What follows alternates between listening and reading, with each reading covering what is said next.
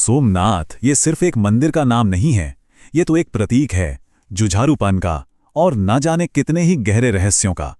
इसकी कहानी मतलब समय से भी कहीं ज्यादा पुरानी है। एक ऐसी कहानी जिसमें हमले भी हैं और फिर से जी उठने का जज्बा भी, आस्था है और विज्ञान भी, और कुछ ऐसा जो आज भी हमें सोचने पर मजबूर कर देता है। तो चलिए इस रहस्य की परतों को कुछ दिलचस्प सवालों के साथ खोलना शुरू करते हैं। सबसे पहला और बड़ा सवाल, आखिर क्यों सोमनाथ को भारत की आत्मा का दर्जा दिया जाता है? और फिर एक ऐसा रहस्य जो सुनने में ही अविश्वसनीय लगता है। क्या ये सच हो सकता है कि इस मंदिर का पवित्र लिंगम कभी बिना किसी सहारे के हवा में तैरता था, ग्रेविटी को चुनौती देते हुए? और बात यहीं खत्म नहीं होती। अभी हाल ही में एक ऐसी खोज हुई है जिसने सब कुछ बदल कर रख दिया है। मंदिर की नींव के ठीक नीचे एक पूरी की पूरी 3 मंजिला इमारत मिली है। आखिर इसका क्या राज हो सकता है?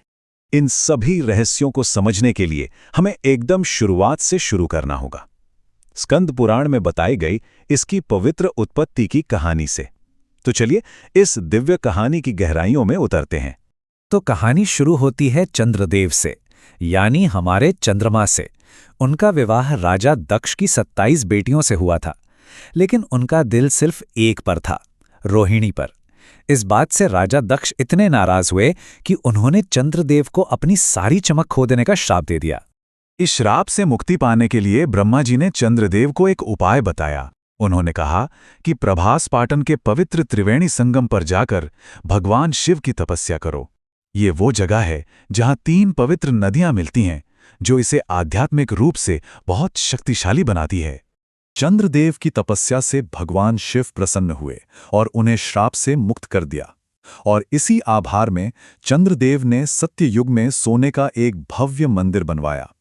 स्कंद पुराण के मुताबिक बाद में त्रेता युग में रावण ने इसे चांदी से बनवाया और द्वापर युग में खुद भगवान कृष्ण ने चंदन की लकड़ी से इसका पुनर्निर्माण किया।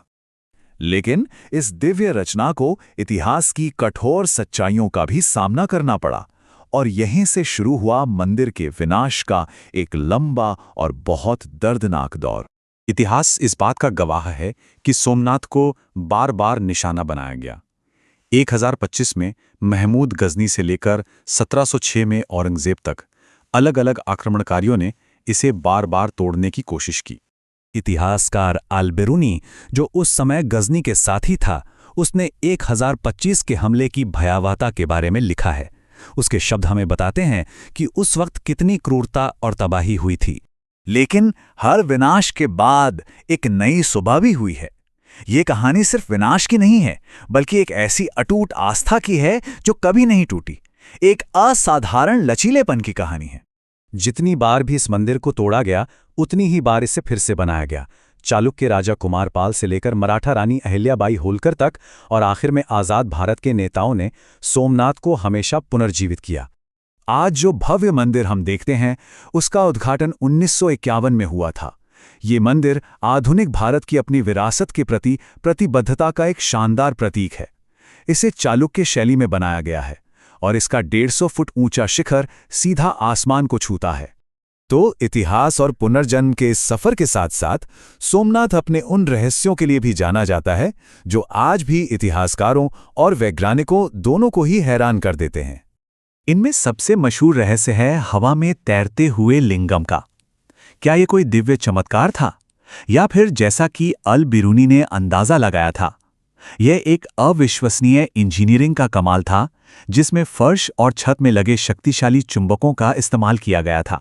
और फिर एक और रहस्य है स्यमंतक मणि का। महाभारत में जिस शक्तिशाली मणि का जिक्र है, जो धन और ऊर्जा देती थी, कहते हैं कि उसे सोमनाथ के लिंगम के अंदर छिपाया गया था। सवाल यह है कि क्या वो आज भी वहीं है? मंदिर के पास ही एक बाण स्तंभ है जिस पर एक हैरान कर देने वाली बात लिखी है। ये 6ठी शताब्दी का शिलालेख है और इस पर लिखा है कि इस बिंदु से लेकर दक्षिण ध्रुव तक एक सीधी रेखा में कोई जमीन नहीं है।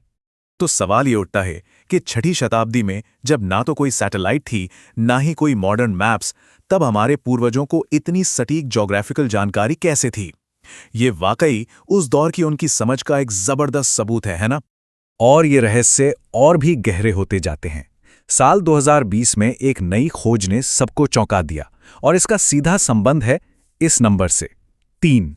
आईआईटी गांधीनगर के एक्सपर्ट्स ने ग्राउंड पेनिट्रेटिंग रडार का इस्तेमाल करके मंदिर के ठीक नीचे एक पूरी की पूरी 3 मंजिला इमारत का पता लगाया है।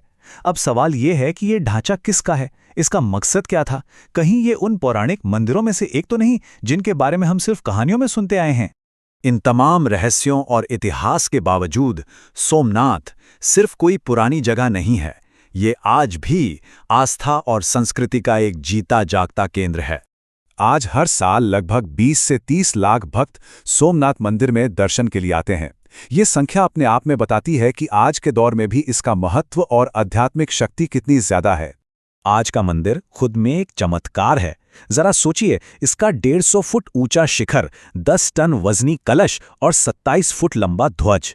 ये सिर्फ आंकड़े नहीं है, बल्कि इसकी भव्यता और कभी ना टूटने वाली भावना का सबूत है। स्कंद पुराण में एक भविष्यवाणी है कि भविष्य में इस मंदिर को प्राणनाथ के नाम से जाना जाएगा। तो जैसे जैसे हम इसके अतीत के रहस्यों से पर्दा उठा रहे हैं, ये सवाल और भी दिलचस्प हो जाता है। सोमनाथ का भविष्य अभी और कौन सी अनकही कहानियों को हमारे सामने लाएगा? इसकी विरासत हमेशा विकसित होती रहेगी।